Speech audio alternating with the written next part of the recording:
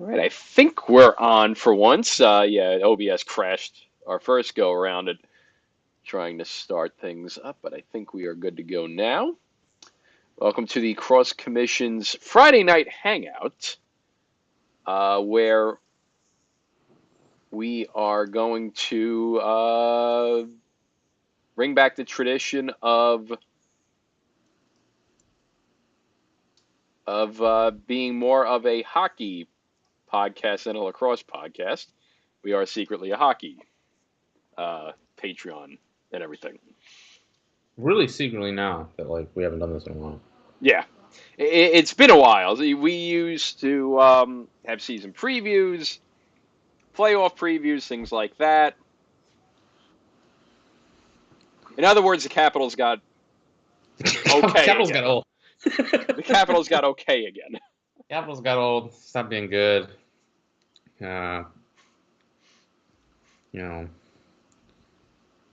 Stopped paying attention as much. I think the Islanders missed the playoffs in there, didn't they? Just 1 year, just the year where they got hit with a COVID wave at the beginning and had that 15-game road trip to start the season. Yeah. I mean, the Caps really it's the same thing. They missed the playoffs once in the last 10 years now, but they haven't actually won a playoff series since they won the cup. Yeah. Well, we'll see if it changes this year. It'd be hilarious. I don't think. But we can only hope. But it would be one of the funniest things to ever happen. Yeah, so. If we get a Capitals Islanders second round series, spoiler alert, we won't. But we will do this again. We will do this again, and it'll be hilarious. And the entire time is just going to be us dunking on the Rangers and Hurricanes, the two teams that deserve to be dunked. Yeah, we'll definitely do this again. We might do this. We might do this multiple times if that's the playoffs. If that's the playoffs,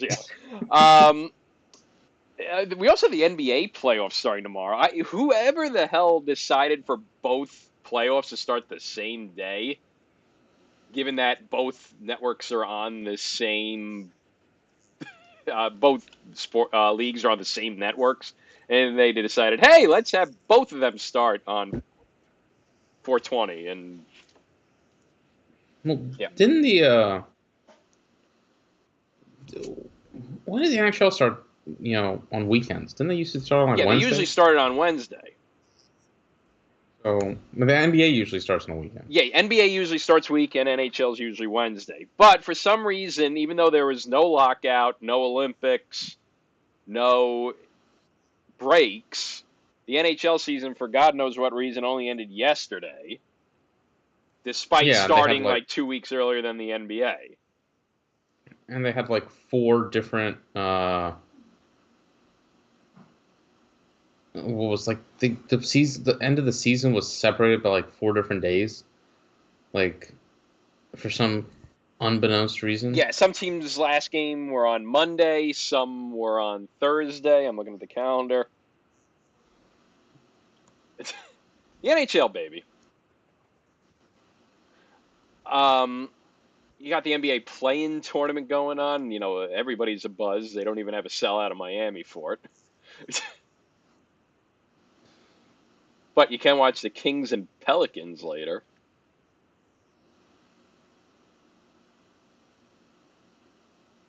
It's incredible how the Kings vibe just it was so hot last year. Everyone loved it, and then it's no, they're back to being the Kings and washed it in the play-in. Yeah. So and the play-in happened. What is it? 1 day before the playoffs? I don't know. So. Yeah. Get better at doing your leagues. I guess NBA we don't care as much, but I will break out my predictions. Gonna be hard to pick against Nuggets over Celtics, right? Yeah. I mean, the Eastern Conference isn't a thing. I don't acknowledge it. I do not. I don't put the one up to acknowledge the Eastern Conference. I don't think anything in the Eastern Conference is real, to be honest with you. The Celtics are absolute paper tigers. Yeah, nothing that happens in the Eastern Conference of the NBA is actually legitimate until you win a championship, in my eyes. So So the Raptors and the Bucks are the It's only really two just legitimate teams of the past 10 years in the West. In the East is what you're saying. pretty much, yeah. And the Cavs, I guess. Cavs, I guess. Yeah, like who else do I need to care about? Like nobody. So, well, the Heat, And the Heat. the The Heat. Heat get like Like, the Knicks are the goddamn 2 seed. they won 50 games. The Warriors almost won 50 games and are out of the playoffs. The Knicks! Like you win 50 games, you might get you host the Eastern Conference Finals. In the West, you win 50 games, you're sitting on your ass. Like, it is incredible how everyone's talking about, like, around here, 1994 is back, the Rangers win the President's Trophy, and the Knicks are the 2 seed. And it's like, yeah, the Knicks are the 2 seed because the East is reverting back to 2000s mode, where there's one good team in the conference. Except this time it's not the New Jersey Nets. East is. I don't think anybody needs to. Now the West. I mean, the West is interesting West, because the Thunder are like a year ahead of schedule. You have really the top 6 seeds. You can see any one of them make a deep run. Lakers might throw a little bit of a challenge for the Nuggets too. So The West is a bloodbath. I don't think anybody can beat Denver, but I mean, West is, it's super deep. mm-hmm. I mean, you got,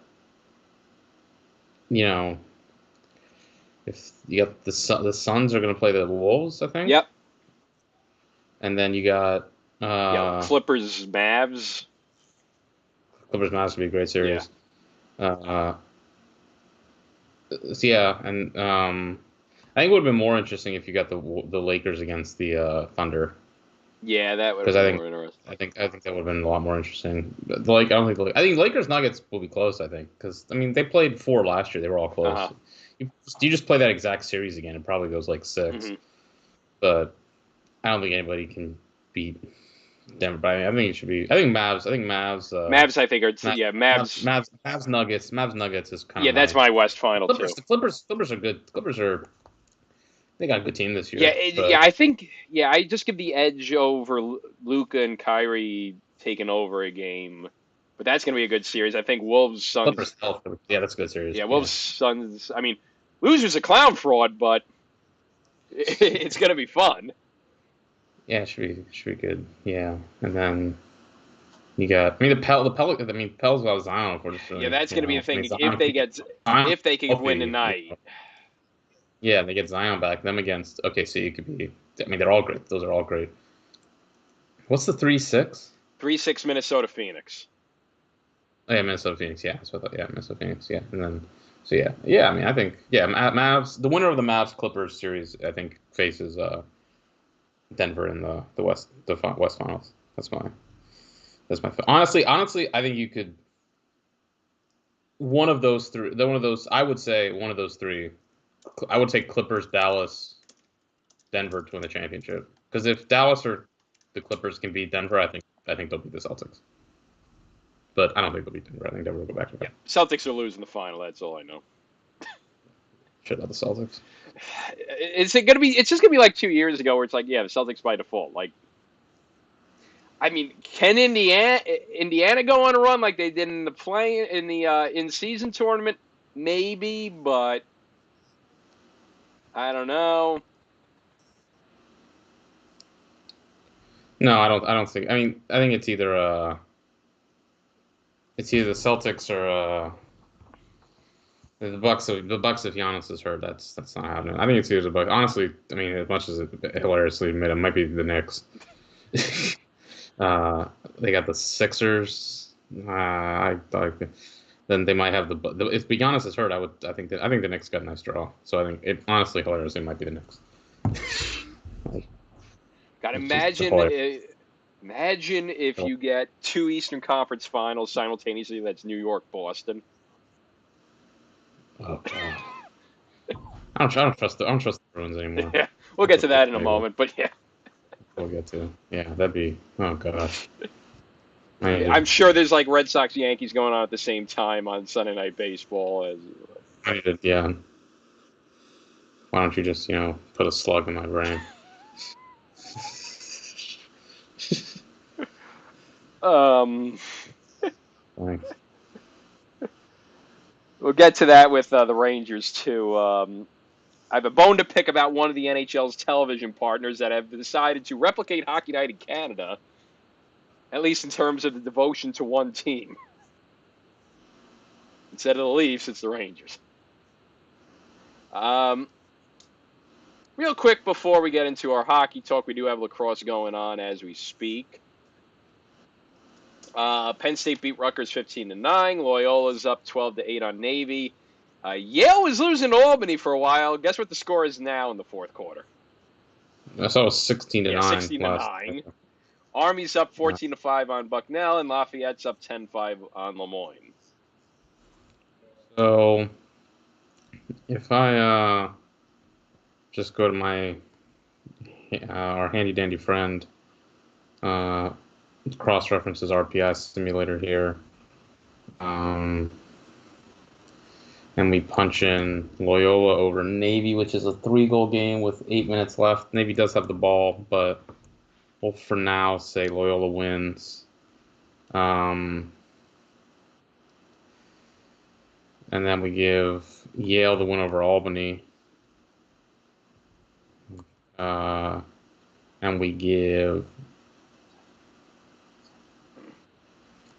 Army the win over Bucknell.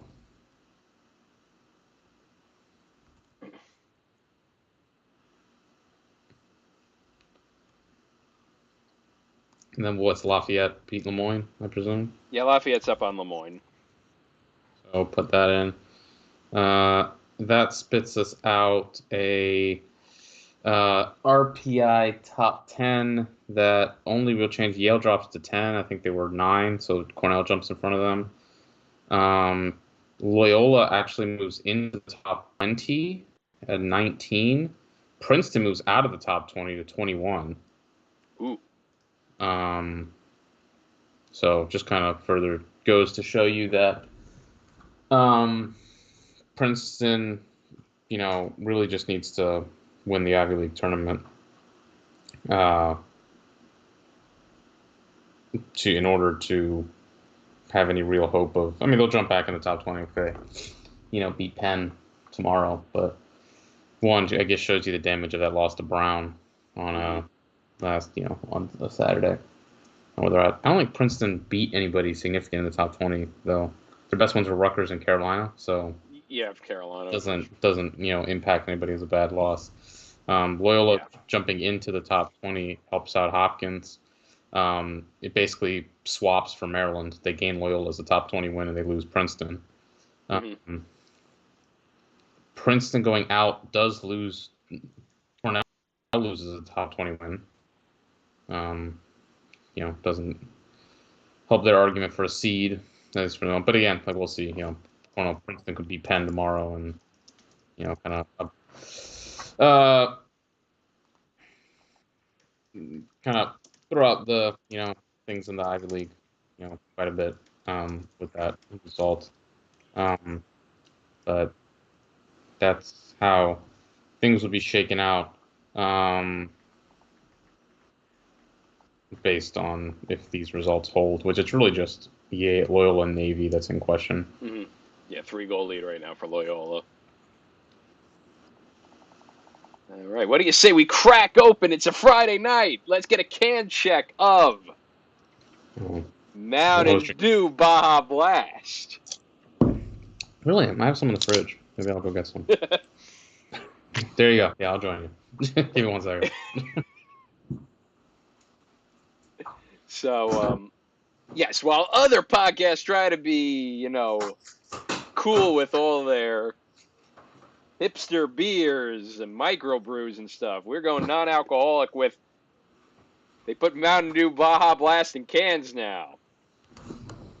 They finally got it free of, Taco Bell and the occasional 7-Eleven. This always feels weird to drink, outside of Taco Bell. Yeah, I've been having it with meals, and it's it doesn't taste as right without shoving down a taco or a quesadilla. It's not. It doesn't. Yeah, it's just. It needs to be. It also tastes. I've learned to appreciate it in a can, but It's better at the fountain. It's better at the fountain, yeah. Which I'm not It's still always. good. Yeah, I mean I'm not complaining. It's Mountain Dew here. Like I'm a sicko. You know. Like I'm a bad guy. Like like this is just what I do. I drink uh you know way too much Mountain Dew. I found like the blue Mountain Dews that they have. I Oh, found the those like voltage. Oh boy. yeah. I have those in the can in the fridge. You know what's going to be the I one smell those that's in the going to be the can. game changers when they sell the ones that are exclusive at Applebee's? What is that? Yeah, Applebee's has what is it? It's like I would say the closest thing to the old Pepsi Blue, which by the way needs to make a comeback. What is it? It is Mountain Dew Dark Berry Bash. Mountain Dew Dark Berry Blast. Bash, not Blast, Ah, Bash. Mountain Dew Dark Berry Bash. It's like exclusive to Applebee's, oh my God. but it's Exclusive to like Applebee's kind of. Is it good? it's good. It's as I said, it's like the closest thing to the old Pepsi Blue back in the 2000s, which I love that soda. But yeah, Mountain Dew Berry Bash, Dark Berry Bash. It is good. That's going to be a game changer if that one ever gets out of the Applebee's exclusivity. Applebee's exclusive. I love that. What a phrase. Applebee's exclusivity. What a world we live in. This is sick. Have it with your all-you-can-eat boneless wings Oh my God. and riblets. I love See, this country. Applebee's used to be a lot better. They really scaled down that menu though at Applebee's. They got it. They lost the sauce. They got the boneless wings and they got the apps, which are good, but they like cut their menu by like 75%. Applebee's telling me Applebee's cut their menu by 75%. Hey, I mean, the menu wasn't great to begin with. It was Yeah. Applebee's. Now it's just. I love seeing that tweet where somebody was like just posted like a just crap ton of menu items from Chili's. I guess that they ordered the other day. And somebody was like, everything on this plate it's $21. It's like Chili's. I can never quit you. No, because Chili's, you have such a big choice of things. Yeah, Chili's is great. You and because like there's so much variety, and you know what's even better? TGI Fridays. Like anything you could think of, TGI Fridays has. It's a little bit pricier than Chili's, but like I haven't been to TGI Fridays since the last time I went to a TGI Fridays legitimately. I think it was 2007. I think it was the first. I think it was probably 17. Legitimately, 17 years ago to like the day, or maybe not the day, but like because I remember because uh it was the NBA playoffs and they were showing like freaking Nets Raptors. that's right. Was The Vince Carter Revenge Jason series. Kidd was still on the Nets. So this was before he went to the Nets. Jason Kidd was still on the Nets. Vince Carter would have been on the Nets. Yeah, it was those like Yes. those Jason Kidd Vince Carter net teams. This would be like what 2006, seven, I 2006, think 7, yeah. six. Thereabout. Yeah, and I don't know why we were there, but I remember like seeing like the TV on it, in there showing Nets Nets Raptors. Raptors. And Nets, it was an afternoon. It was like 1 o'clock. So Nets Raptors just a perfect kick off the playoffs. Well, You know, we called it last week. Remember when we said, "Wait a second, the Cavs are playing the Magic"? no, is it the first game? It is. Oh, absolutely. Yeah, first game of the playoffs, and we can forget about it. Yeah, Magic Cavs, ESPN, and then onto NBA TV you go. You'll never guess what's the ABC series. The one with LeBron.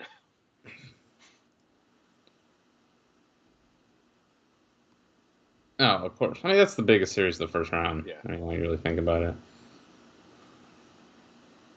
I guess maybe if Miami can get in and they can get Jimmy back, but it doesn't seem like he's going to be back for a couple weeks. So. Yeah. All right, let's get to hockey. All right. So we, we got we used to do this. We used to do these, and like we used to be just absolute like freaks, and we would just go break like series by series. I'm like, I don't know if we can do that. we can do series by series. We won't go as in depth. I mean, let's just go like, all right, we'll start out west. All right. What series are you most looking forward to in the West? I think Dallas Vegas. Yeah, Rematch of the Western Conference Final, but now Dallas is a bit more reloaded. I think it's going to be a very tight series. I think that's going to be your best one in the West because I think we'll go series by series. But like I've seen Edmonton, LA 3 years in a row now. It's going to be the same okay, thing. yeah, McDavid beats the Kings. All right.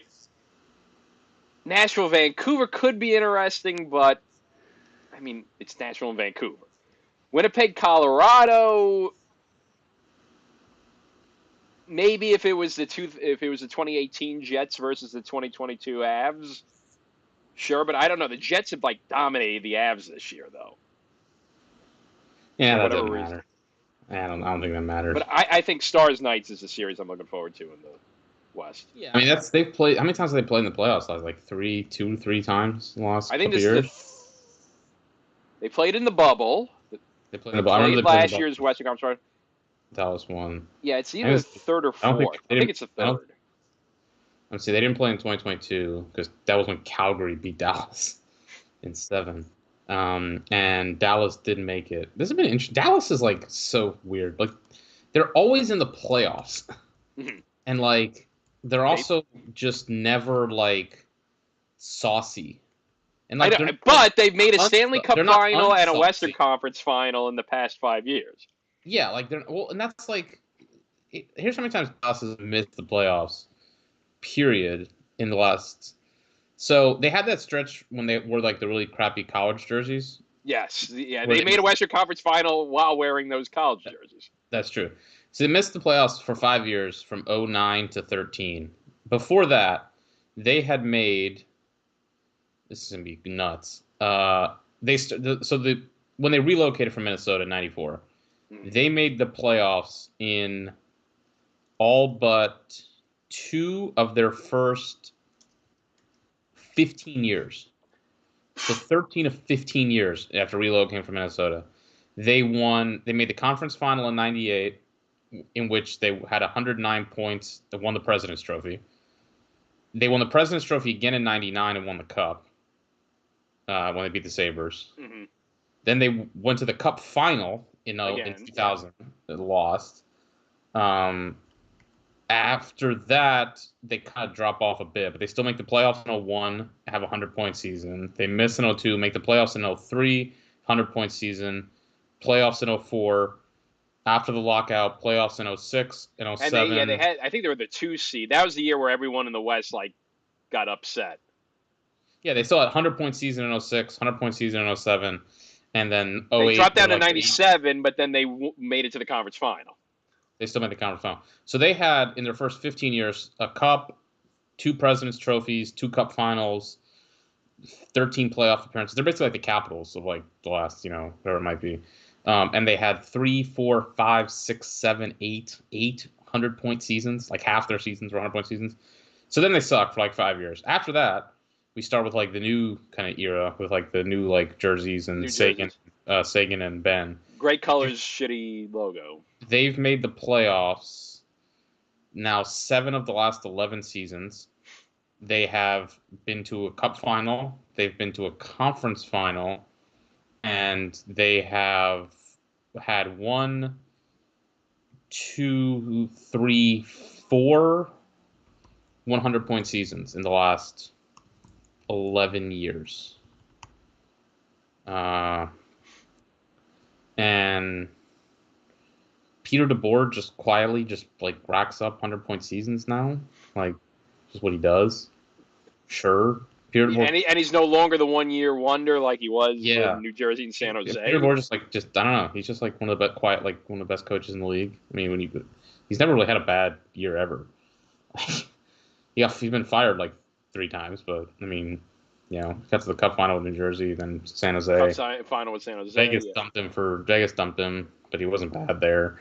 And then of course he's been good with Dallas. So anyhow, yeah, Dallas is they don't have a lot of sauce to them, but they're just always good. And they're good again here. I don't know. Vegas is getting Mark Stone back, so they're going to be a threat. I think it probably goes really long, maybe 6, 7. But Dallas just like a kind of a tank. The power play is really great. Score a bunch of goals.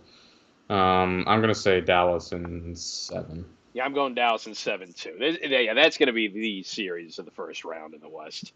Um, I just think Dallas has that combination of the scoring. They got the goaltending. And I think Vegas is going to put up a big fight, but I think Dallas goes ahead. And based on what you were saying, it seems like the series you are least intrigued by is Edmonton. Yeah, Edmonton. We've had this before. It's going to be the same thing. I got Oilers in 6. The Kings will scrap 2 wins in the series. You'll have Will Ferrell in face paint and stuff. And in the end, McDavid and Draisaitl will take over and win the series. It's like I've seen this before. Like separately, the Oilers and Kings are interesting teams separately, but I've seen this matchup before. That's the issue. It went 7 the first time, and then last year it went 6. I'm picking it to go 5. Now the more I'm looking at it, I kind of like. I mean, the Kings play really good defense. Like they give up 2.5 goals per game. Their penalty kills are really good. Edmonton's penalty kills atrocious. So like the Kings on paper look like a really good potential like frisky team. I don't think they just got to play someone other than Edmonton for once. Yeah, I think it's just to me really in this since Edmonton actually started getting like good. Who they've lost to is Vegas. Super deep, team. Yeah, Vegas, Colorado. Colorado overwhelmed them. And then the Winnipeg year was. So the last 2 years, like the last 2 years, they've only lost to like the best team. Like they lost to the team that won the cup. Yeah, like you're just you are going to get absolutely murdered when McDavid or Draisaitl are on the ice. So you got to really make it up when those guys are off, and the Kings just aren't going to be able to do that. Now Vegas, because they have all those shutdown guys they can throw at them, can like honestly play them to like a draw or pretty close. That's how last night's results really affected this. If the Golden Knights didn't throw it away yesterday, who do they have? They had the Ducks, or did they have the Blackhawks last night? No, they had the Ducks. They lost to the Ducks. Kings beat the Blackhawks. If all Vegas did was show up last night against the Ducks, they get Edmonton. The Knights, and then the Kings would have gotten the Stars. Yeah, I would probably pick Vegas. I mean, this would have been the year for Edmonton to get Vegas, but I still would have been, more inclined. Like Edmonton, like if you're not going to be able, if you're going to get outscored, heavily when those get McDavid and Draisaitl are on, you got to be able to really make it up when they're off. And LA is just not going to do that. LA is really well equipped, like. They're a really good team. Yeah, that's what I'm saying. Like separately, I like watching both these teams. It's just that we've seen this time and time again, and I don't see it going any differently. Yeah, I think Edmonton's gonna win. All right, so I got Dallas in 7. I got Colorado in 6. I got Vancouver in 6, and I got Edmonton in 6. I got Winnipeg in 6 only because, again, for some reason we saw it last week too. For some reason, Winnipeg has Colorado's number. It's weird, but I think that matters a bit. I know, yeah, you reset everything in the playoffs, but I think just because it's that one-sided, I think you got to go with Winnipeg with this. And then I'm going with Nashville over Vancouver in 6. I'll tell you why. I know Vancouver's a good team and everything, but you know what generally happens to teams that miss the playoffs for years on end, and then they win the division. They get trounced in the first round. I didn't like Nashville enough. They didn't really jump off the page to me. I looked at their goalies to see, and neither of them are very good. So, but I think also Nashville's been red hot though for the last month of the season too. I think that plays a role too. But again, I generally what happens is a team that's a surprise division champ usually gets upset. I think that's your big upset of the first round.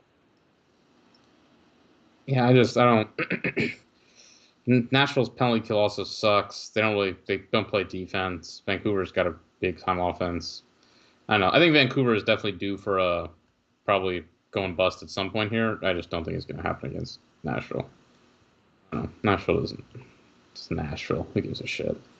Yeah, it's not like the 2010s anymore where they were cool. Now it's like, Whatever. you're Nashville. So the East. We'll start with the actual good division, the Atlantic. All right, what are we most intrigued by in the East? Uh, Tampa, yeah, Florida, Battle right? of Florida. I mean, Boston, Toronto will get Uh, good, but talk about something. Talk about something I'm tired of seeing. Boston, Toronto.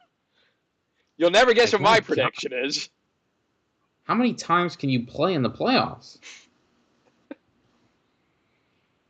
They've played in the playoffs. Well, thanks to the magic of Like what this is it? playoff 4 or system, 5 times? Boston, Toronto, and Tampa Bay just play each other all the time. They didn't play last year. Okay, so it's been a while since they played. Yeah, it's been It since seems like 2019. So to be fair, 5 years. My God, it doesn't feel like that. it doesn't feel like it because they played each other like every year in the 2010s. It felt like, but yeah, they haven't played since 2019. They played in Yeah, 2019. 2020 they didn't play in the Bruins bubble 1-7. because Toronto lost to Columbus. 2018 they played Bruins 1-7. 2013, 2017 was Leafs Caps. They only played 3 times, but when you play yeah, back to back, they 2013 it play was 4 to they play 1, 7 seven games. games every time. So they played 3 7-game series. When you play 3 7-game series, it's like Caps Rangers. What Caps Rangers got? Yeah. It's like they play and they go 7 games every time. It's like By the way, we do have and they Caps Rangers, the return of the Cornell, Maryland, the hockey's Cornell, Maryland. Guess what? We're probably going to get in the first round of the NCAA men's lacrosse tournament. The Capitals very Rangers of lacrosse, Cornell, Maryland. um God, that was the funniest thing when we had Cornell, Maryland as the national championship game, and all we could think about is we got the Caps Rangers national championship game. I think Tampa probably just somehow witchcrafts this to 7 because it's Tampa, but I think Florida's Yeah, a lot yeah. better. Tampa Bay is not the same Tampa Bay team that they were. They finished strong, but they're not the same Tampa Bay team that they were a couple of years ago. And I think Florida's matured. Last year's playoff run really proved it. And I think all year long you've seen that they're a team that's built for the playoffs. They're physical. They're going to take advantage when the refereeing lets them play a little bit more in the playoffs, like it usually does. Yeah, I think last year's run did kind of turn the tables in the Battle of Florida a bit. But this is going to be a war. It's going to be fun. Yeah, I think Tampa's just it's a play they'll probably find a way. Vasilevsky probably will have a couple big games to even it out a little bit. Bob's still in net for Florida, right? Is he? Yep. So you never know. Yeah, I mean, Yeah, yeah, you never know what Bob you're going to get. But he's been good. He's strung it together lately. He had 6 shutouts. I mean, it was a good Bob year. So, and Bob in the playoffs is generally pretty good. Yeah, playoff Bob's He's generally good. He doesn't usually lay eggs when he gets to the playoffs. He's been good in them in the playoffs the last 2 years. So, I think he'll be. I think I like Florida in this one. All right, least looking forward to. I mean Boston, Toronto because it's but like that Carolina. Yeah, it's Islanders Carolina. It's again. I saw this last year. I hated that series so much, and it's going to happen again. The Islanders are going to be sneakily good and be in every game, and they're going to blow like 2 leads, and they're going to lose a game or 2 in overtime. And I got to deal with the world's most online sports franchise simultaneously, and every freaking hockey columnist and hockey Twitter trying to convince me that the Hurricanes are the most bandwagon worthy team. They haven't been the same friggin' team that they've been for the past 5 years, where I want to stab my eyeballs out watching them. The fun question to ask here is if the Hurricanes can finally win a conference final game for the first time in 20 years. Because they've been swept I know, in their it's so last hilarious. 3 conference finals appearances. I do think they'll make the conference finals. But Yeah, like they lost. They lost. The Hurricanes. I don't want to hear. I don't want to hear about them. Honestly, I get like the thing with the Hurricanes is like they're really good and they play like just really sound hockey. Like their special teams are great, and they're also on special teams all the effing time because Brindamore just goes on and on and on and on and on. The Caps lost a game that if they had missed the playoffs, I would have lost my mind. Like Brindamore just whined to the refs for about 10 consecutive minutes in the and got Carolina like a power play in the last like 5 minutes of the game. And like they tied it up with like less than 5 minutes and then scored like the game winner in the game they shouldn't have won. It's like, oh yeah, when you just work the refs over and over, and they'll probably do it again in the playoffs, where penalties are called much fewer, less often. And they'll get like 2 power plays and anybody else will get none. And so the Islanders' penalty kill sucks. Holy God, that penalty kill cannot clear the puck out if it's life dependent on it. It's like, remember the Islanders of, 3 or 4 years ago, how great that penalty kill is? Complete opposite now. They cannot clear if their lives depended on it. And their power play stinks too. So. Yeah, that doesn't seem like, if you're going to upset, a big team, you probably need, to stay 5-on-5 as long as possible. Or you can, get to get special teams, like be able to, get on the power play and, maybe, make some things happen. To be fair, the Islanders' power play did get a bit better the last week of the season. But the penalty kill sucks. I mean, that is something that could, come into, I guess, play here is, which I do is possible, is, I mean, Carolina scores a bunch of goals, but I don't love and I say this every year with them, and I feel like this is why when you look at their playoff series, they'll win them, and then they lost in 5 to Boston, they lost in the bubble, they lost in 5 to Tampa, they blew that one to the Rangers. They should have beat the Rangers. Yep. And they got swept by Carolina. Like all these, they're not as skilled. Florida. They're not as skilled as any of these teams.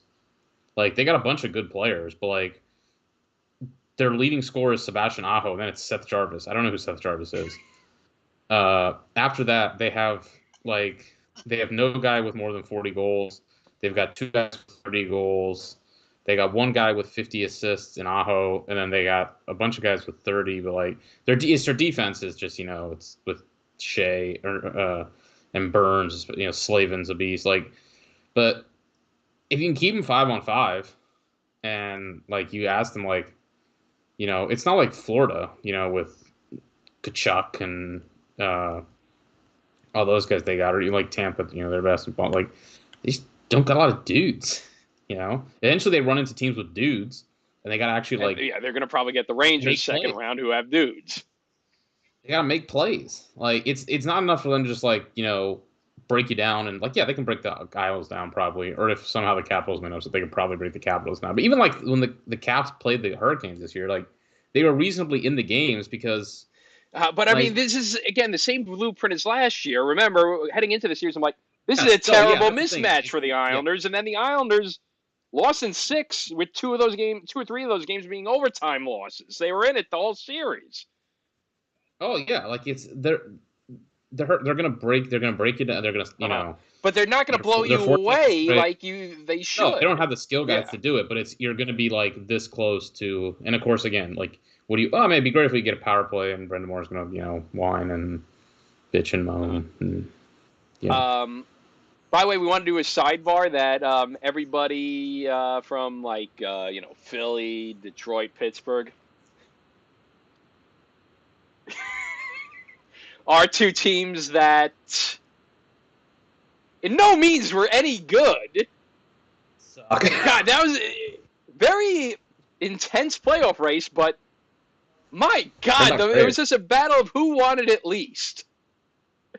The New York Islanders. The Caps lost 6 games in the last 2 weeks of the season and made the playoffs. 6 games in a row. They had a 6-game losing streak in the last 2 weeks and made the playoffs. The New York Islanders were in the middle of a 10-game losing streak in March. they still finished better than 5 teams in the Metropolitan Division. They got third in the Metro with 94 points. That's what happened to my Metropolitan. Yeah, what happened in the Metropolitan? And yet the Metropolitan got 4 teams in the playoffs.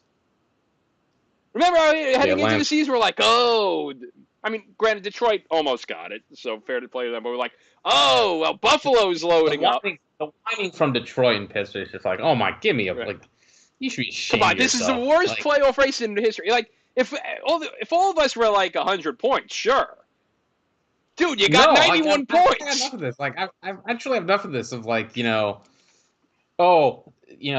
Torts pulled his goalie after we already tied the, game or whatever. Okay, dude, maybe you should have won more games over the 82-game season. Then they're whining about, like, why is the tiebreaker regulation wins instead of, like, row or whatever? It's like, I don't know, dude. Maybe because the, like, hockey they play is grown-up hockey and not, 3v3, which is how the Red Wings got, like, 80% of their wins the entire season. They're literally, like, making, like, last-second comebacks against the Canadiens for... Canadians twice! like in 2 nights! Break. Maybe Torts wouldn't have pulled his goalie if you would just beat the, Habs 5-0. Canadians in regulation. Yeah, and he would, and he's in the locker room in the second period, like, yeah, coach, like, Detroit's up, like, or $1 million on, So instead, they're whining about, like, and then Pittsburgh's like, he did it to screw the Penguins. Like, oh my God, get up. No, and I also love, like, hockey Twitter being like, this is why we need to imagine if we had the play-in tournament. I'm like, no, these teams suck. I don't want to watch anymore. Imagine if we had the play-ins where Sidney Crosby isn't in the playoffs in 2024 and Alex Ovechkin is. Well, it sounds to me like, maybe if Crosby had been a better leader, and just led those. I don't know. I could have told you that at the beginning of the season that adding Erik Karlsson wasn't going to be the end-all, be-all for the Pittsburgh Penguins. Granted, did you see the San Jose Sharks the past 3 years? Everyone told me at the beginning of the year, oh, we got Karlsson. The Penguins are a cup contender again. Have you seen the San Jose Sharks? They didn't do anything else. Right. Karlsson's good, but like... Yeah, he's good, but he's not going to get your team 10 extra points. Like, the rest of their team is freaking, Mark Dawn. They had Jeff Carter still in the league until last night. Like, oh my God. And there's one, maybe if Crosby had just been a better, leader and actually, done what he was supposed to do, they would have made the playoffs. But, that's what Ovechkin does. So, I don't. But apparently, at the beginning of the year, everyone was just telling me, the Caps are just not in it to actually win games and are just in it to get Ovechkin the goals record. So that really is bad. Like, when a franchise that apparently isn't even actually trying to win makes the playoffs over you. That's the thing. Nobody was trying to win in this playoff race where it's just like, oh, the Islanders and the Capitals. Sure. The funniest thing, though, of all, though, we're underselling the most hilarious team in this whole cluster of a terrible playoff race. How the Philadelphia Flyers were like 16 points clear of a playoff spot, and they missed the playoffs.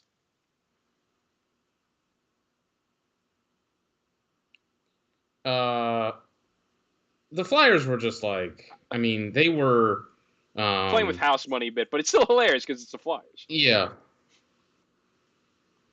Like, it was unsurprising that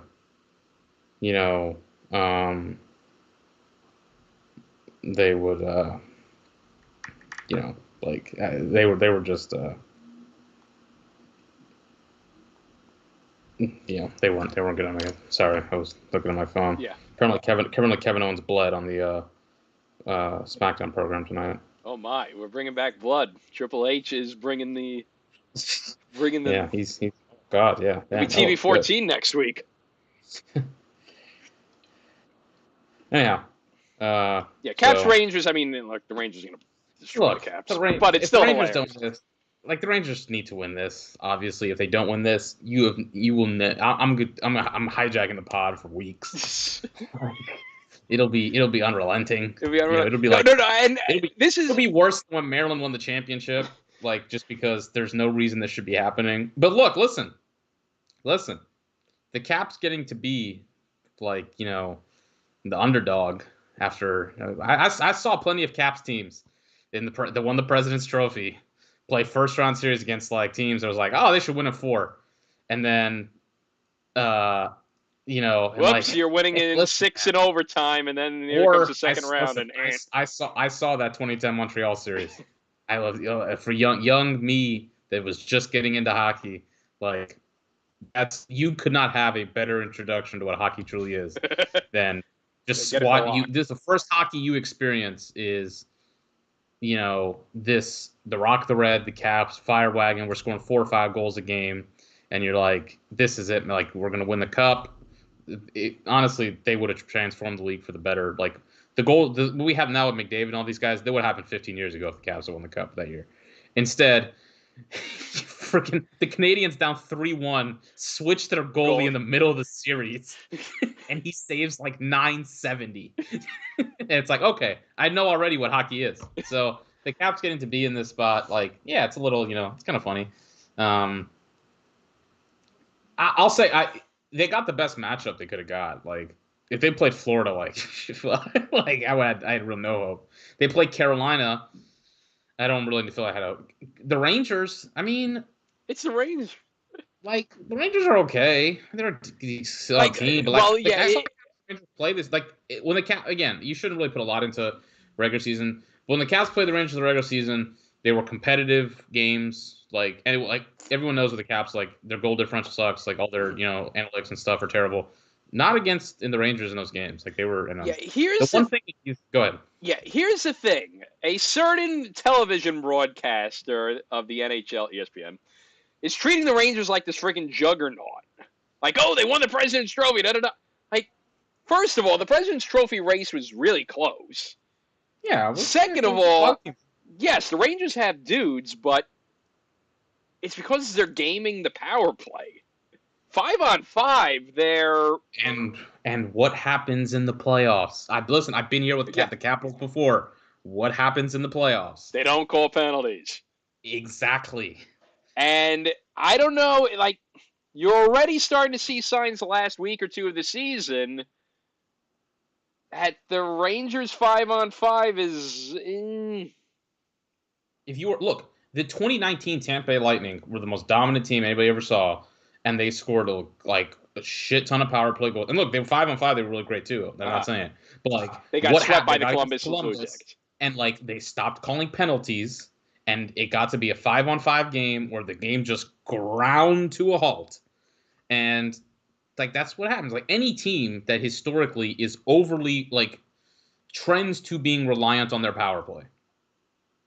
That's what happens. Like it's not. And like one thing I'll say like why I am I'm not optimistic, but like I feel like the Caps have a shot to make this competitive. Is what's the Caps' problem? Like when they're close games, it can be in them because they got a good goalie and some luck, obviously a lot of luck, but like good goalie keeps them in them. And like when they can play with a lead. Okay, well you need to play with a lead in the playoffs. That's big. Because the games are lower scoring. If you can get a lead, you can generally hold on to it for a bit. What's the Caps' problem? They get behind, they just lose like 5-0. Like they can play from behind. Well, playoff games generally don't go that way. Like if you get behind 1-0, it might become 2 or 3-0, but okay. Like, and also look, you lose one game 7-0, whatever. Who gives a crap? Like, cool. Just come back tomorrow, like play So like I think the Rangers will win. I also think this series will be more competitive than people probably expect, just based on those things. Like the way the Caps were like in the regular season, I don't think it's going to materialize. I don't think there'll be penalties. I think it'll be. And also, the last time I saw the Caps in the playoffs, granted, it was a much different team 2 years ago. Even 2 years ago, it's a much, much different team. Backstrom, because Kuznetsov played in that series. Like, they're gone now. Yeah. The Caps should have beat the Panthers in that series 2 years ago. They had them up 2-1, and they had a 3-0 lead in Game 4 in Florida. They should have won that game, finished the dang thing off. Or it might have been a game. No, I think it was. They were up 2-1, and they had a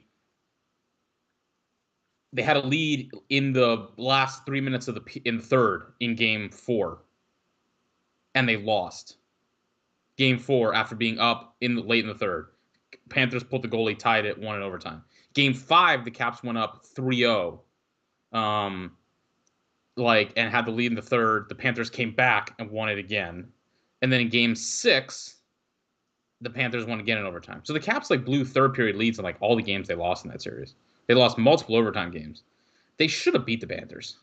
And if they had better goaltending, they probably would have won. So I don't know. I'm not going to act like I'm going to pick them to win just because like look, I'm going to pick my team to win like the playoff series if they're in it. It'd be funny. I don't think they're actually going to make a run or anything. But and also I would pick Carolina over. So I might pick Carolina to beat the Rangers. I don't know. Yeah, we'll do the other rounds in a second. But also yeah, so how many? Also take it. How many freaking references to 1994 are we going to get during this playoff run with the Rangers? That's all you're hearing about. Like everyone's talking about, oh, and they won the President's Trophy in '94. They won the Cup, and it's 30 years, and and like completely ignoring that they won the President's Trophy in 2015 and lost in the conference final. But yeah, all you're going to hear about is 94, 94, 94, 94. I bring this up like every spring. We always touch base on this and see where it stands now. Who gets more mileage over one championship, the 94 Rangers or the 2008 Celtics? it's probably it's a tie, but I mean the Celtics maybe just because of recency, but the Rangers, the Celtics at least made like another NBA Finals.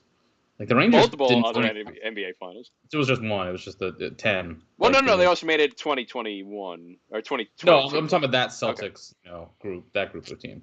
The Rangers just like 94. That was the only run they ever made. Like yeah, the next year they were the 8th seed against Quebec. Like whatever. Like that was the only run they ever made. So anyhow. All right, I'm taking Florida. I'm taking Boston. I'm taking Washington because it'd be funny. I'm taking Carolina. I'm taking Rangers in 4, Canes in 6, Panthers in 6, Bruins in 7 only because it's Bruins Leafs and it's required by law to go 7 and make Leaf fans completely insane. They gotta fire Keefe if they lose. Yeah, right? Keefe is gone if they lose. They don't seem the Leafs also just don't seem very good like anymore. Yeah, like, they used to actually be like good. Now they just kind of seem like we got all this star power, so we can't. We're too big to fail. We can't be any worse than 3rd in the Atlantic.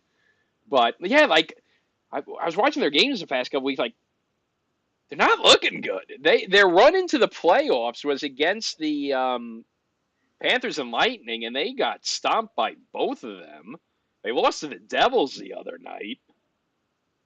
They're not looking that good. And the thing is with the Leafs, too, is between Matthews, Marner, and Nylander, it seems like every playoffs, 2 out of the 3 of them just completely don't show up. Usually Marner. Matthews usually consistent. Nylander always shows up generally. Marner's just he doesn't have a goal scorer. He doesn't score goals. So, he's going to be kind of quiet. But then is the frustration of Matthews trying to get 70 and missing, is that also going to throw him into a funk? No, I mean he scored 9 goals. He scored 5 goals, 6 points, 11 last time, 9 and he was bad in the bubble, but who gives a shit about the bubble? 21. What was that one? That was the Canadian Division Series. That's the one where they blew the 3-1 lead to the Habs. Yes, the Canadians one, yeah. That's the one that really sticks out. But also, that was so weird. That's basically might as well have been the bubble.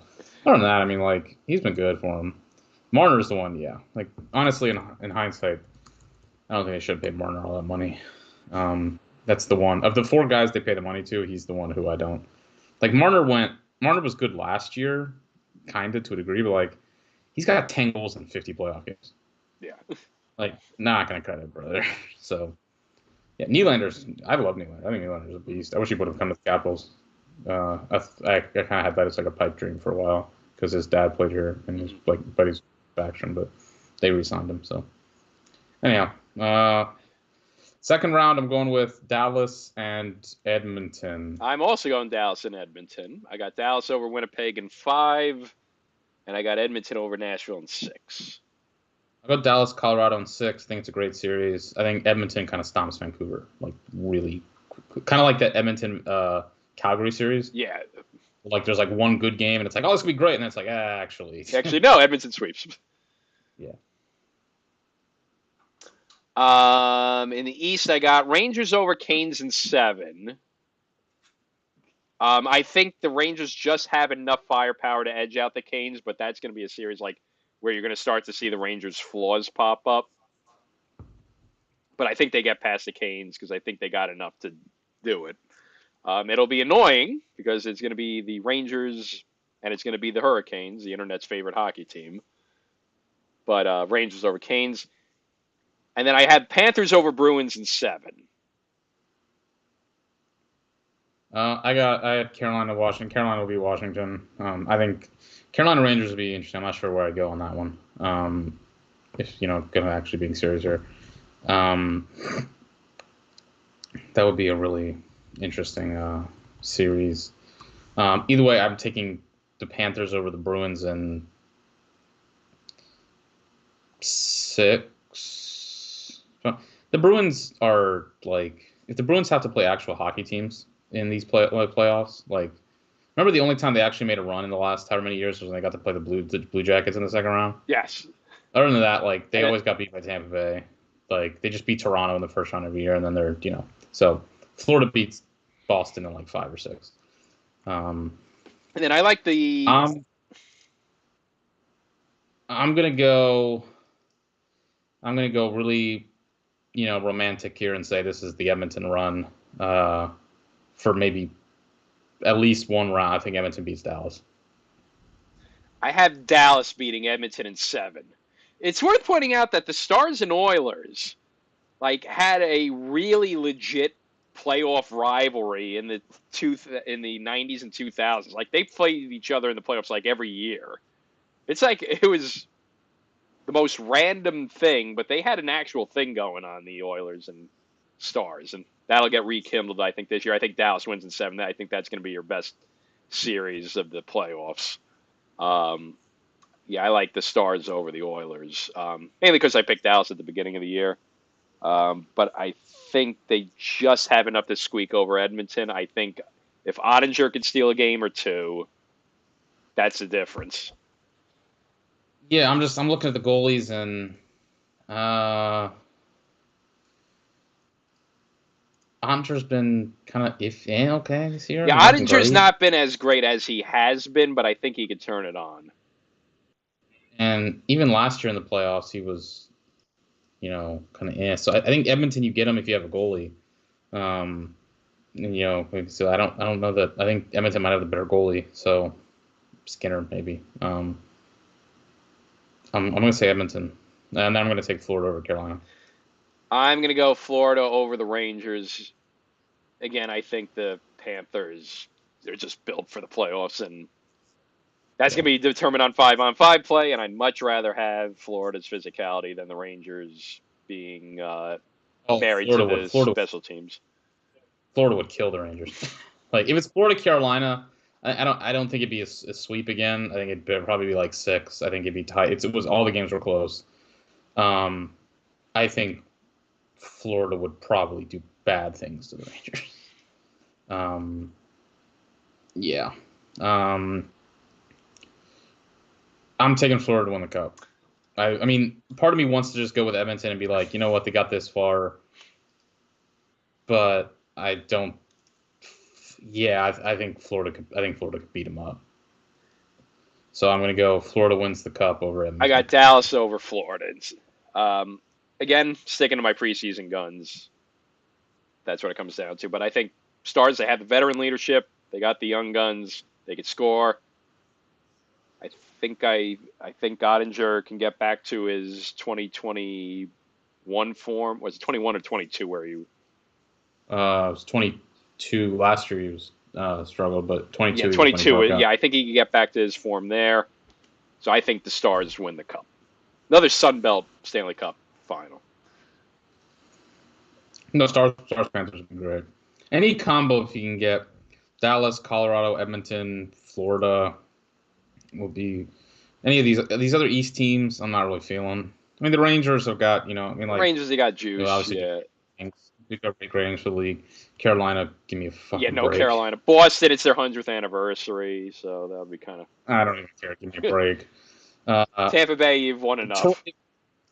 Tampa's won enough, but you could maybe get one last run kind of deal. If Toronto could ever do it, there'd obviously be an incredible story there. Islanders, I would absolutely love, and everybody else would hate. But I mean, of the teams who are serious, I think Yeah, contenders. I think you Yeah, can't go wrong with the West I think contenders. it's got to be the West. Yeah, I mean it's Dallas, Colorado, Edmonton, Even Vegas could, Vegas, yeah. I'm not a fan of Vegas really, but obviously they're defending champions. Yeah, the West is where the juice is, which is why I'm happy I'm on spring break this week so I could catch all these first round West games. So I think it's going to be.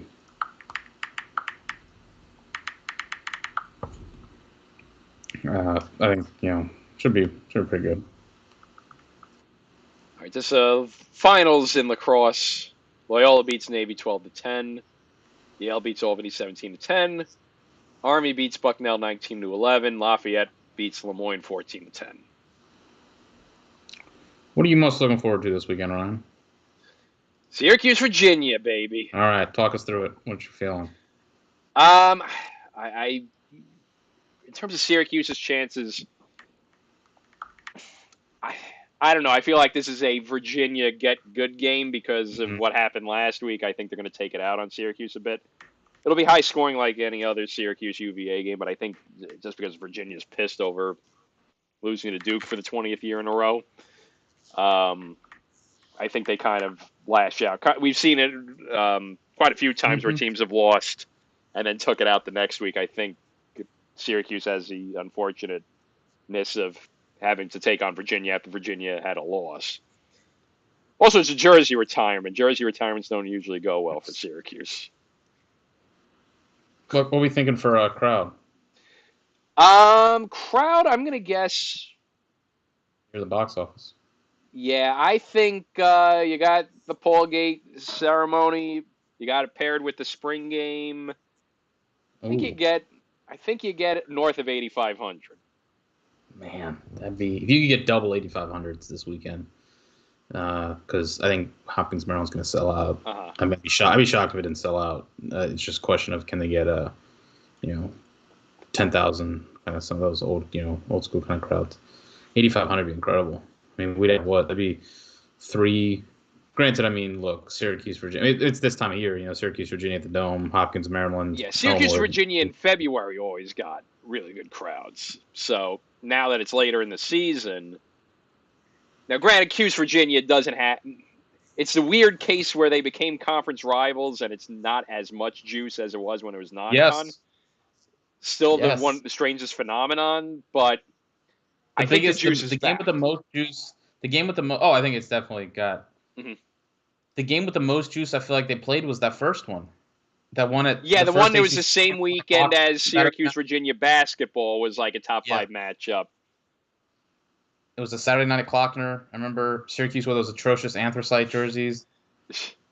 It was like a Raining it. crisis because it was the week after Syracuse had lost. It was the only year of the Big Six ACC. Syracuse lost to Maryland the week prior, and got blown out the Dome. And then went to Virginia, got blown out, and it was like, oh my God, Syracuse can't compete in the ACC. Oh my God, we're all gonna. And then Syracuse wound up being like the 2 seed that year. Of course, they did lose to Bryant, but nonetheless, like I think they wound up being fine. Um, that felt like the one with Other than that, I can't really recall any big Syracuse, Virginia. Like there was one in 20, I want to say 19, 18. One with the one that went in Klockner that was kind of late. The last one I think that was played in the traditional late February slot. At Klockner, I remember being I think Ryan Conrad might have scored the game winner. I remember that being a really good one. But other than that, yeah, it doesn't feel like they've played a lot of really games of. There was one game they played. 19, I think they might have played overtime in the Dome. Um, I want to say, but like, it doesn't feel like they've played a lot of games of real. Partly because I mean they've never timed up their. Being good together, really. Yeah, like as soon as Cuse joined, Virginia pretty much went downhill, and as soon as Virginia peaked, Cuse went downhill. So that's a big part of it. Mm-hmm. Yeah, let me look at the history for Syracuse, Virginia. Usually the Cuse website's good. Yeah, last year, 1912 Virginia. Year before, 21-15 Virginia. Year before that, 20-11 Virginia. Well, those were both in 2022, home and home. 2021, that was when Syracuse had that upset win late April, 13-11, which kind of got them back into the NCAA, which kind of sealed their NCAA tournament berth. Earlier in the year, they won 20-10. 2020 was actually supposed to be in April, so that got wiped out. 2019 was in Syracuse. That was Virginia's overtime winner, 15-14. Year before that, actually, they've had 2018 ACC tournament was 11-10 Virginia. That was a rematch of the game in March, was 12-11 Syracuse. Syracuse had a pair of 14-13 wins in 27 and 2016. So you've had close games, but I don't think it's had the stature that it had in that run in the late 2000s where they were, getting 10,000 at the Dome in February and having game of the year vibes. There was, I'm curious. I think because this is a trend. I feel like. I mean, it'd be interesting to track attendance this year versus because it definitely feels like we've had bigger attendance. Yeah, we've had bigger attendances. It seems like it feels like it, but there's been a lot of, in terms of like what how do I put this? The conference era of like lacrosse, things like that. It's had a lot. It's had its goods and bads. I do think it's brought some different programs into the fold. I think it's given us like new stadiums. You see at Penn State, you see at Michigan, you see at Ohio State. That's given us some great crowds and atmospheres. Obviously, the BTN. I think TV contract's a great thing. You see like the Patriot League kind of emerging to the conference it has. I think it's become a really competitive league. Obviously, now every team has its own chance to qualify for the NCAA tournament. That's really good. One thing I feel is that in the old, way we use the old world, Cuse, Virginia, Hopkins, Maryland, some of these rivalries, that was the biggest game of the season prior to the NCAA tournament, no matter what. Mm-hmm. So, like, if it didn't matter if, like, Virginia or, like, Cuse was down for a year, or Virginia was down, or Maryland was down, Hopkins, was down. Like, even though Hopkins and Cuse have gone way more down, prior to the last couple of years, like 2020, 21, and 22, than they ever have before. But it didn't matter because it was like that was the biggest game of the year if it wasn't the tournament, It's like that's the game that as fans, like they just circled on their calendar, and it was like, we're going to go to this one. And it's going to be in late April. And it's going to be, or Hopkins Maryland was generally played in early April, but it was like the first sign of, spring. And then obviously Hopkins had Navy. And it was like, it always drew a big crowd because it was like the biggest regular season game. Now with these conferences, like I think there's more big games, but I think sometimes that feels like it does kind of dilute the options a little bit. Like instead of getting, you might get like Maryland might draw 4,000 for Rutgers and 4,000 for Ohio State. And, if the weather's bad, they might get 3,000. And then of course at the Hopkins game at the end, they'll it'd be packed, and now Hopkins this year at Homewood, like they did a great crowd for Penn State, and they're gonna do a great crowd for Maryland. But maybe the first game will be a little. It's just like the numbers you're mentioning, like they haven't been able to get back to that point. I think it's just because like if you're QC, like you got Maryland at the beginning of the year now, this game, you might have the Duke game was on a Wednesday, it's a little different, but nonetheless, you get Duke. If you have a Notre Dame in there, it's like there's more options, which is great.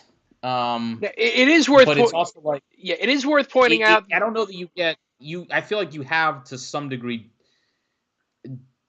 Some of these rivalries have lost a little bit of their luster, unless you get what we have this weekend, where it's like Hughes, Virginia, top 10, Jersey retirement, like boom, Hopkins, Maryland, top 5, Homewood, boom. Obviously, that's those things are. But I think also too, it is worth pointing out that the way the schedule rotation was with Syracuse in the 2000s and early 2010s, Syracuse's home schedule had Virginia, Hopkins, Cornell, and Notre Dame all at home in the same rotation. So it is worth pointing out that the Virginia years for home games were loaded home schedules. So, but again, that's independent Syracuse, Big East Syracuse. So it's a little bit different.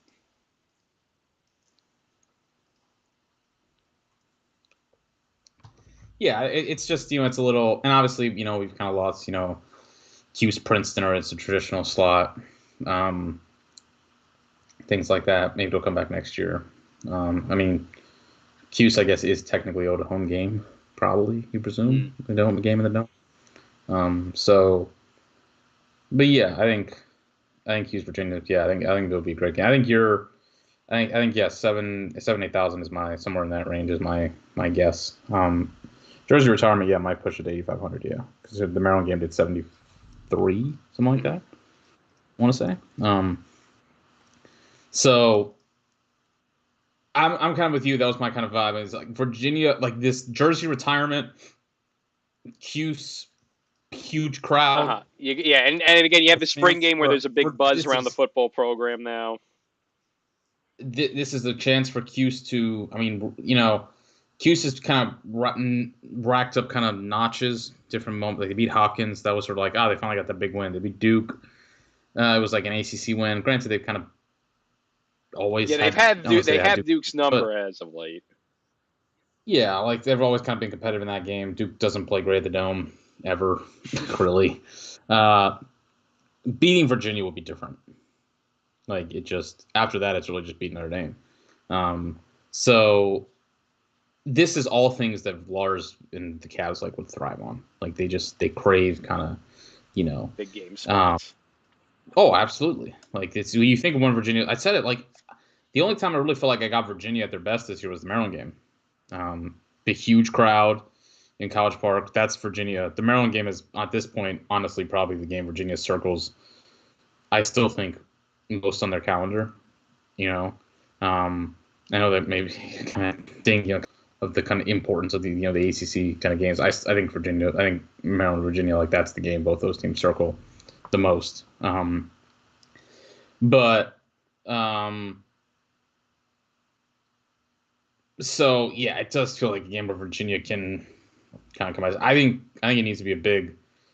I think feels like it needs to be maybe a Spalina coming out party, or at least other guys in that attack. Cuse have got to play great if they're going to win. I think they can win, but that feels like what's got to happen. But I think that'll be a great game for sure. And then obviously my perspective, being at Homewood, I've been to one Hopkins Maryland game, and it was, I mean, for me personally, great to be there. I got to watch the 22 Terps. Yeah, I think with this game, I feel like be Maryland's kind of starting to hit its stride again. I know Hopkins. It's gonna be a chain match. I think this is where Maryland might thrive, though. Like a 1-goal win. I think it's not going to be a blowout either way. But I think that's a game where Maryland could maybe sneak into it. I think Maryland feels that they've not had their huge statement this season, and I think this is their opportunity to do it heading into May. So it would be huge. I mean, Maryland getting to, I feel like they need at times they really feel like a team deprived or lacking. They don't play with a lot of confidence. I feel like, and I feel like if they could beat Hopkins, that'd be big for confidence. Just it would allow them to play loose. Like they still. Their offense is their offense. They are who they are. But early in the year, they did feel like they were playing with a degree of after that Cuse game, they felt like they were playing with more relaxed, more confident. And then they played that Notre Dame game, and it just kind of got off the rails. Went away. Yeah, that Syracuse game was as you said, the only game they really looked confident in. Yeah, their offense in the fourth quarter of that Cuse game was great. Great, and the issue is it hasn't really shown up since with the Notre Dame game, the Virginia game, Penn State game, and even in their wins, they kind of just the Brown game was a huge head scratcher. March was bad. They were bad. March was bad. Yeah, March was bad. And they've been getting wins in Big Ten play, but it's still not instilling a ton of confidence with that offense. The defense had a good, limiting Penn State was good, but then like you had the Ohio State game where it was like another just rock fight. rock fight. But I think that win against Rutgers last week helps a bit. But again, if Maryland is going to win, it's going to be on their defense. But I think the good news for them is their defense is looking good right now. Yeah. That being said, Hopkins' defense has kind of showed up as the better end in recent weeks as well. It is worth pointing out the Michigan game is the last time they got more than 14 goals, going all the way back to when they beat Virginia. They had 13 against Cuse. Big Ten play has just been rock fight. It's been Big Ten football on a lacrosse field. It's really been defensive. I think, look, part of it is offensively. Some of these Maryland's obviously offense deprived to a degree. Granted, though, Maryland also just feels like Maryland's only played like top 10. I looked at it at one point. Like, if you look at the top 10 defenses and like defense efficiency, I think Maryland's played like all of them. Ohio State is obviously very offensive deprived. Rutgers is okay. Penn State and Hopkins are the two elite offenses and Michigan's just kind of fallen back as the season's gone on. But you look at the defensive end, Ohio State's got a great defense. Penn State's got a really good defense. Maryland's got a great defense. Hopkins got a really good defense. Like, the Big Ten's got some great defenses. So you put in great defenses with good to, very good to middling offenses. This is what you're gonna, this is what you're gonna, get. And look, Hopkins, Maryland Syracuse, Virginia, and Hopkins, Maryland, them being on they throw out the record book teams. Yes, and also them being back to back in like same week is great because I think they're really different rivalries and it's a great you get something for everything in these games. Like Syracuse, Virginia is, I said it on the pod, like Syracuse, Virginia is blitzkrieg. Like it's just it's fire wagon. Yes, and Hopkins, Maryland is trench warfare. Like it's trench. Yeah, Hopkins, Maryland's tension building, tight knit. They're just very different types of games, and you know it from the start. There will probably, but that's what makes them great in their unique ways. Mm-hmm. So yeah, I think that going forward, that if they could keep this going with having those going on the same day, I think that's going to be a good move. Because if we're not going to get Virginia Syracuse in February or early March, why not have it as the appetizer to Maryland Hopkins? I think having two of the sport's best rivalries on the same day is a great call. Well, and I applaud the ACC and Big Ten for doing that, and I applaud what some of the other conferences are doing too with some of these low key good ones. Patriot League. Patriot League has some good ones. The Big Ten having a rivalry weekend's a good call. You have Ohio State, Michigan as a nightcap is going to be pretty good. Denver Providence could be sneaky good. Richmond UMass in the A10, I harped on that last week, has sneaky good things. The Ivy League, you put Harvard Cornell as a hockey rivalry, have that on the lacrosse field. I want to come back to the Ivy thing. Yeah, Penn Princeton is your basketball rivalry, have that on it. They need to, I agree with you, they need to move the traditional rivalries for the Ivy. Like whatever the first and last thing, like they need to switch that. They need to switch back, right? Because they need to. The rest Cornell, Princeton, and Harvard, Yale need to be the last week. The rest of the schedule, I do think the way they've switched it, like the Ivy feels much more balanced and intriguing. Because like in the past, it'd be like you'd get great games week 1, week 2, and then that's it. And then the last week. Yes, like it was. Yeah, they need to get the traditional. They need Cornell, Princeton, and Harvard, Yale in the last week, but. I do like this call. You have the big Ivy League's big hockey rivalry and the Ivy League's big basketball rivalry, both on the same day as well. So it's not the biggest lacrosse rivalries, but you're bringing in the biggest rivalries in other Ivy League sports and having it on full display this week. And I think that's a great call too. Good games. I mean, Cornell, Harvard. Princeton, Penn, 5:00 on a Saturday evening at 1952. That should be a great crowd. Cornell, Harvard at the Cough. I mean, the people at the Cough are into it. It's not the it's not Long Island. They don't draw the big crowds. But I'd be curious if Cornell could build a. I mean, they're never gonna like. People always talk about Maryland like a difference. If Cornell could build a smaller facility, I wonder if that could really help them in terms of drawing people in. Like just more intimate. something where you really can, like what Princeton has with drawing, some college, the students as well. The cough is just not it, it it's not suited anymore. I don't for lacrosse.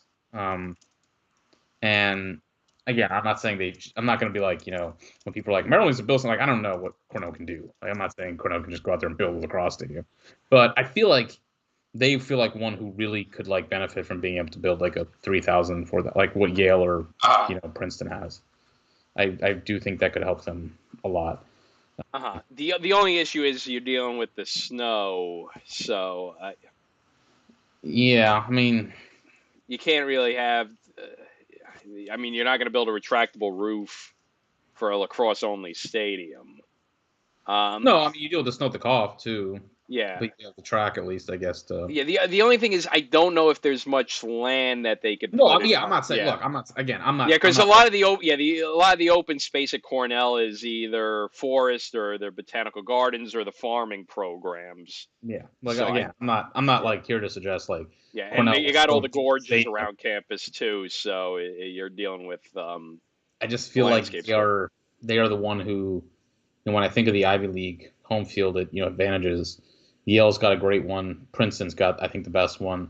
Harvard's got Harvard's got great home field. Yeah. If they could get going. Brown obviously has a good one when they're really humming. And Penn's got two unique home field advantages between their two stadiums. Yeah, Penn's. Franklin's got tradition to it. I mean, it's sitting there on those. I mean, Franklin's better towards the end of the year. I mean, Franklin at the beginning of the year, my God, he's sitting on the bleachers. Yeah. Well, they have trended to having more games at what is it? What's the name of it? Penn Park. Yeah, that's that, which is like below. Remember they played the Richmond game. Remember they played the Richmond game, the tournament there. It's like below the. It's like at street level. Yeah. It's like right on the street. Like they filmed it like it was really weird. I mean, it was interesting, but like,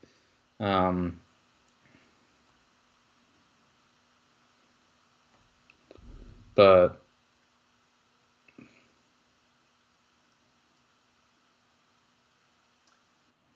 Now, if only the CAA was smart enough to do that. Well, they have Delaware Drexel. You got a Philadelphia area game, I guess. But, like, CAA could have loaded up a little bit better. Like, throw a Long Island Derby this weekend or something.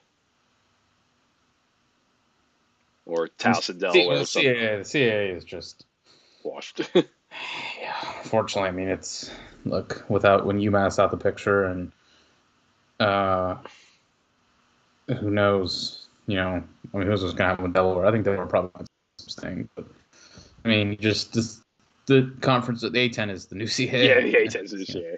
Again, that Richmond UMass game, I think. Richmond St. Joe's next week. Richmond St. Joe's is got a real good vibe to it. Yeah, you got two teams who St. Joe's haven't lost in 2 months. Richmond hasn't lost to a non-top 10 team all season. And nice time slot too, 4:00. It's great at Richmond. Listen, Richmond. Great crowds. The fans, the people at Richmond. Look, I know you came out for all those games, and it didn't go right. Come out one more time, like for that St. Joe's game. If they can come out one more time, and they always get good crowds, but if they could get one more big crowd, that'd be terrific. They'll probably play twice because I think imagine they probably will rematch again in the conference tournament. So.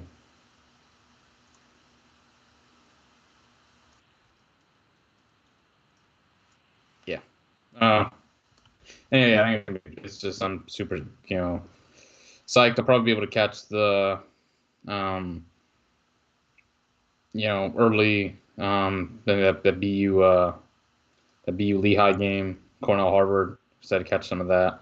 After that, I'll be might put the AirPods in my ears. I'm going down to Homewood for get Cuse, Virginia. Being safe, might stop by for lunch, catch some of it. Then hope for a great day at Homewood. I mean, it looks perfect, like 70 degrees, sunny. Should be, again, I said, like, I've been to one Hopkins Maryland game. It was great for me, but it was one of Hopkins' worst teams. It was still drew 7,000 people. It was still like, you could tell how special it was. And like, safe, always talks glowingly about. I know Adam did too about the 18 game that did like 10,500 um, at Homewood, and I think we'll have something to get into that.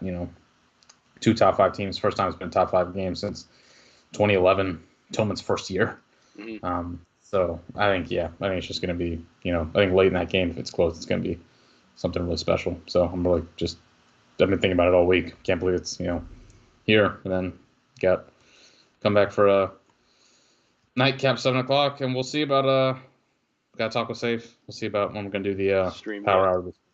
We'll see, because and whoever the only downside to the loaded schedule is having Syracuse, Virginia, and then into Islanders game one with not Yeah. much I could go, separation between I the could go a two. lot of different God ways. help me. Yeah, I could go a lot of different ways, man. I mean, look, I'm not checking much for the Islanders, so it is what it is. But still, could have been better for my blood pressure. But yeah, stick around with us. We'll let you know when the Power Hour is going this weekend, and enjoy the big weekend of lacrosse, hockey, basketball. Underrated, low key, the best time of the year for sports. Absolutely. Uh, great, great time. Um, super, super pumped. Then the season's just, you look at, how, you know, loaded up the schedule is. Then you see next week, and um, it just keeps going. It's um, just going to keep on rolling into conference tournaments, and obviously the NCAA. So super excited. All right, we will see you guys out there. And as always, stay hydrated.